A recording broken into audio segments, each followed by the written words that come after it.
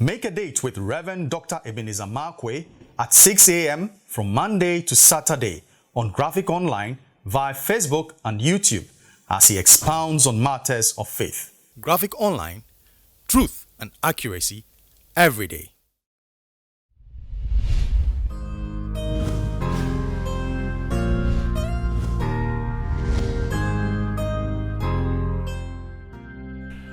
Hello, this is Reverend Dr. Ebenezer Markwei of Living Streams International, bringing you matters of faith with Graphic Online.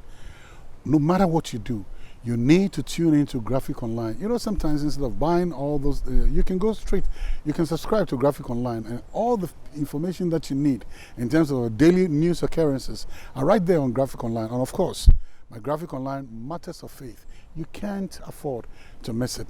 And I'd like to encourage all the people who visit La Beach, come on, switch on to it, and you might be surprised, and you will be blessed this morning. Now here, this morning, I'd like to capture my thought with the word, crazy bless me. Crazy bless me. You remember in Genesis chapter 32, now here is Jacob confronted. I'm still fixated with Jacob. And he's like, because he really, I mean, the guy's ability, his reasoning skills, his intelligence and everything gets me fixated. And I say, wow. You know, now here is Jacob. Now all of a sudden, in Genesis 32, he's confronted with his brother coming after him with swords and spears and soldiers. And then the Bible says that he got a divine sumo wrestler, like I said the other time, and they began to wrestle with him. Now, I'm very fixated. Now, you look at this story this way. Jacob, your brother is coming after you with sword and spear. And then all of a sudden, so you have a fear without. And then just when you are alone, somebody comes, a stranger comes that you don't know, and then starts fighting with you. And then as the person was fighting with you, look at what Jacob said. He intelligently rose above the situation and realized that, no, this one is an angel of God. This one is because then he says, listen, bless me.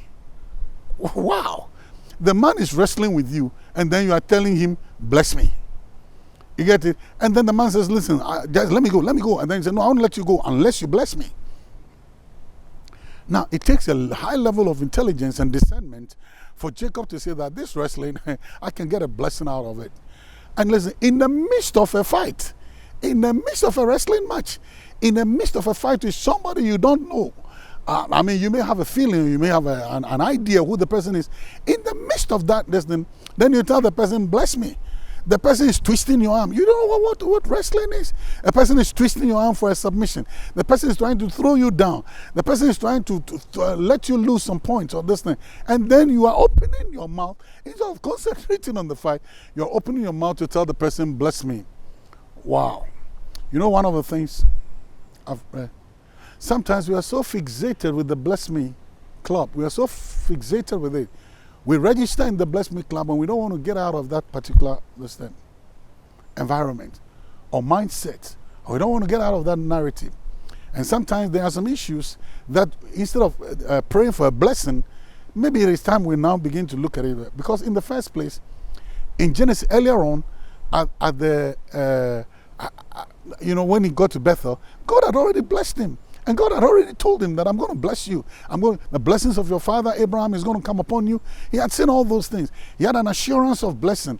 And he also had the practicality, visitation, the practical witness or manifestation of blessing in Laban's house. He himself told Laban, all these blessings you are getting is because of me. So Jacob didn't really need a blessing. But sometimes what he really needed was he wanted to say, why are you doing this to me? Why are you wrestling with me? Because I want to change your name. Because I want to change your walk. Because I want to touch hollow of your thigh in such a way that you walk differently because you've been walking in disorder. These are the things I want to do. And Jacob is asking for a blessing.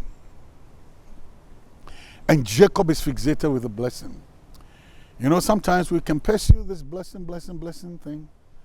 It is good to be blessed. Oh, yes. I need a blessing. God, please bless me. You know that? I need it desperately.